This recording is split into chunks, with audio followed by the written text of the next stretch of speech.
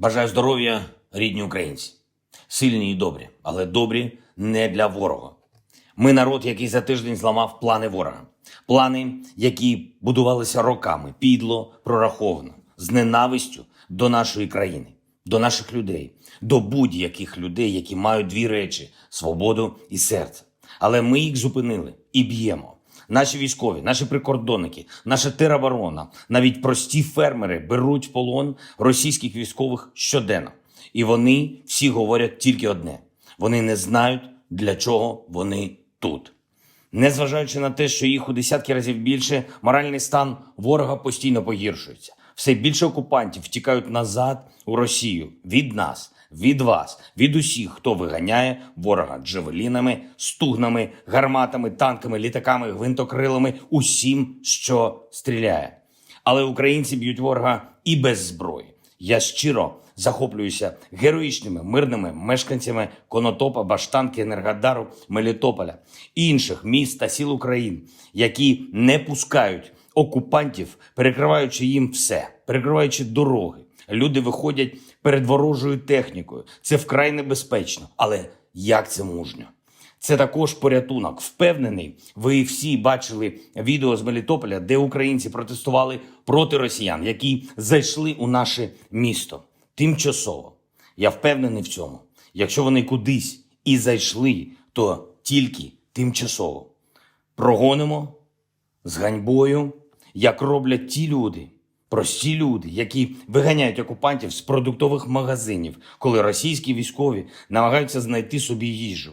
Це не воїни над державою.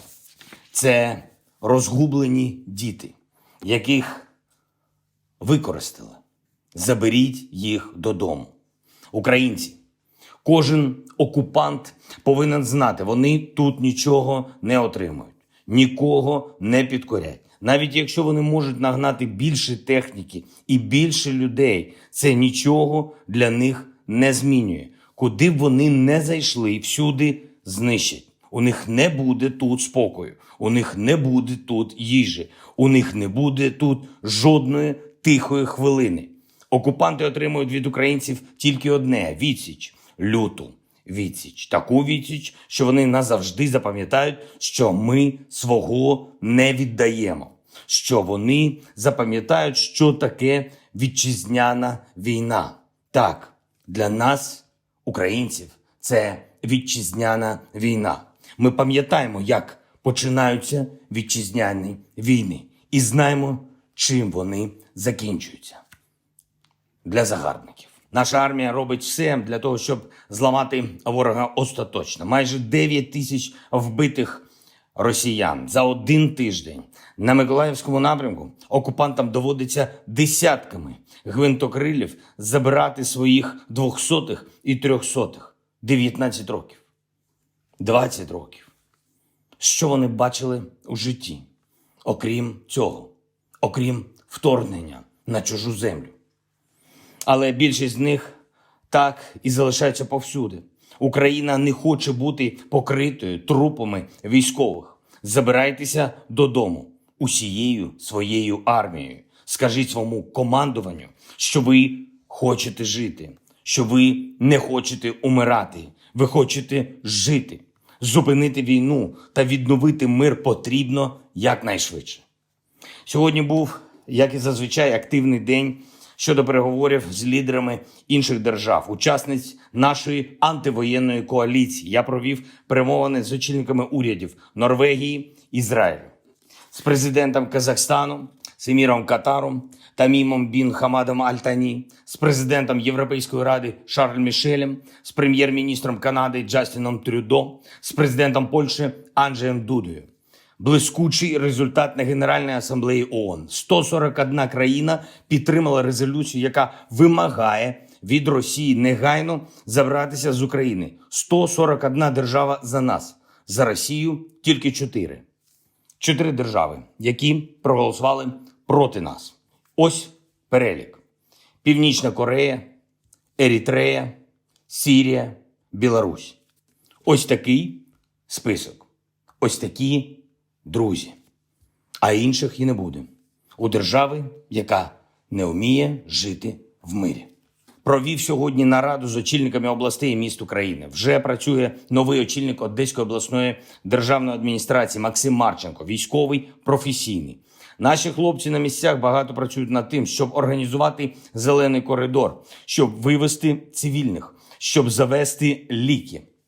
Волноваха, міста Київської області, Сумської області, Харківської області, на півдні України – це дуже складно, надзвичайно складно. Нам протистоїть терор, але терор, я впевнений, програє завдяки нашим героям. І сьогодні я підписав указ про присвоєння звання Героя України 15 нашим захисникам. Старшому лейтенанту Білоконю Максиму Віталійовичу посмертно брав участь у відбитті атаки ворога під час оборони Чернігова, знищив ДРГ ворога та 2 танки противника. Підполковнику Капічуну Олександру Валерійовичу посмертно. Завдяки його героїчним діям зупинили колону ворога, знищили техніку та ворожих солдатів. Солдату Лук'яновичу Олександру Володимировичу посмертно. Під час бою знешкодив до 3 десятків одиниць техніки противника. Внаслідок авіаційного удару отримав смертельне поранення. Молодшому сержанту Несольному Михайлу Михайловичу посмертно загинув у ближньому бою із силами противника, коли евакуйовував людей. Солдату Нікончуку Андрію Валерійовичу посмертно захищав Київську ГЕС від нальотів російської авіації та ракетних ударів. Лейтенанту Сапилу Віталію Романовичу посмертно. Командир танкового взводу знешкодив 3 десятки одиниць техніки ворога. Загинув під час авіаудару. Головному сержанту Синюку Олексію Олександровичу посмертно. Обороняв Чернігів, знищив 2 ворожих БМП та захопив танк Т-72. Загинув від авіаудару. Лейтенанту українцю Владиславу Петровичу посмертно прикрив відхід своїх при наступі ворога. Майору Чобану Степану Івановичу посмертно пілот Су-27 відволік на себе ворожу авіацію над Кропивницьким. Майору Михальчуку Ігорю Васильовичу, керівник підрозділу танкового батальйону, знищив чисельні бронемашини ворога. Полковнику Мусієнку Сергію Миколайовичу, керівник підрозділу ракетних військ та артилерії, завдав нищівних ударів противнику на Харківському напрямку. Лейтенанту Пальченку Євгену Михайловичу, керівник взводу танків, прикрив вихід бригади з оточення. Майору Прокопенку Владиславу Юрійовичу, керівник танкового батальйону, вивів особий склад і техніку з оточення без втрат. Підполковнику Федосенку Павлу Юрійовичу, керівник підрозділу 92-ї бригади, за ефективну оборону Харкова. Старшому лейтенанту Чавалаху Дмитру Петровичу за героїчну участь в обороні Херсонської області. Всі 40 мільйонів. Як ці 15 героїв. Слава Україні!